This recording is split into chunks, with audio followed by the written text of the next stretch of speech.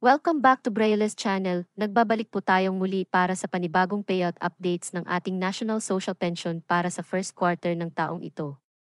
At kung naghihintay ka pa rin ng iyong payout ay baka isa na po ang inyong lugar sa ating mababanggit, plus ang kaganapan sa pagbibigay ng cash assistance sa kanilang senior citizens sa isang lungsod. Kung saan-saan ang mga ito at kailan ang nasabing schedule, ay yan po ang ating ibabahagi ngayon, but before po tayo mag-start. Sa ating topic, kung bago ka pa lang sa aking channel, please do kindly subscribe, like, and share na din sa ating mga kaibigan, kaanak o kapwa po natin pensioners at please do share na din po sa ating mga social media accounts para mas marami pa ang makaalam. With no further ado, let's begin na po sa ating topic. Wow, meron ulit. 3,000 pesos social pension bagong payout updates as per schedule from February 11 to February 27 of year 2025. At ang pagbibigay ng cash assistance sa kanilang mga senior citizens. Saan kaya ang mga ito? Buong detalye alamin, narito na po ang bagong payout schedule para sa National Social Pension as of this date February 10 at ang pagbibigay ng cash assistance sa mga seniors sa isang lugar.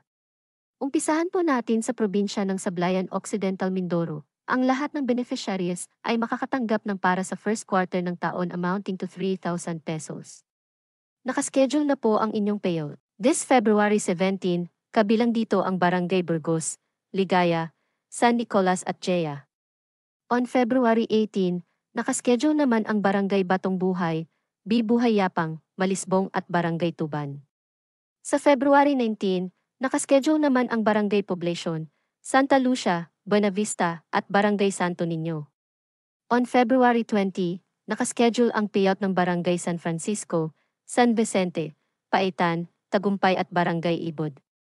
At panghuli, on February 21 naman, nakaschedule mag-payout ang Barangay Claudio Sagrado, Ilvita, Victoria, Lagnas, Pag-asa at Barangay San Agustin.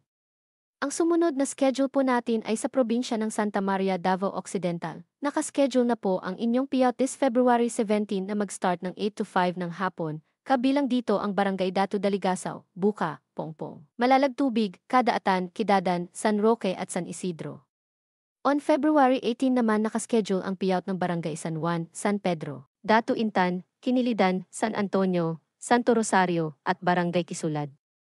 On February 19, nakaschedule mag-payout ang Barangay Santo Niño, San Agustin, Tanglad, Ogpao at Barangay Mamakaw. On February 20 naman nakaschedule mag-payout ang Barangay Basyawan, Poblacion at Unclaimed Payout. At panghuli natin on February 21 ay nakaschedule naman ang unclaimed payout ng lahat ng barangay na mag-start ng 8 to 4 sa inyong municipal gym. Ang sumunod naman ay sa probinsya ng Bisao Mountain Province. Nakaschedule na po ang inyong payout this February 24 hanggang 25 na gaganapin sa Bisao Municipal Gym. Ang sumunod naman ay sa probinsya ng Santa Visitation, Tumayuni, Isabela. Nakaschedule na po ang inyong payout this February 13 na gaganapin sa Barangay Hall. Ang sumunod naman ay sa probinsya ng Barangay Hinaplanon, Iligan. Magkakaroon po kayo ng revalidation sa lahat ng indigent senior citizens. Ito po ay nakaschedule on February 11. Nagaganapin sa inyong Barangay Hall. Ang sumunod naman ay sa probinsya ng Antagan dos Tumawini, Isabela. Nakaschedule na po ang inyong payout this February 13 na gaganapin sa Barangay Hall.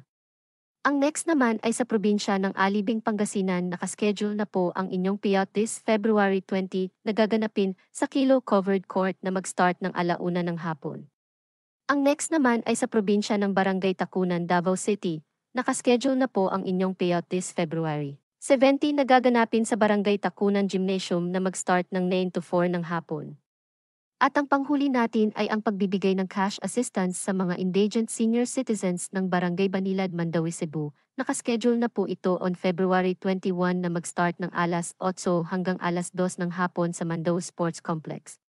Kasabay din ito ang pag-revalidate sa mga bagong applicants for social pension beneficiaries at ito ay magaganap na on February 27.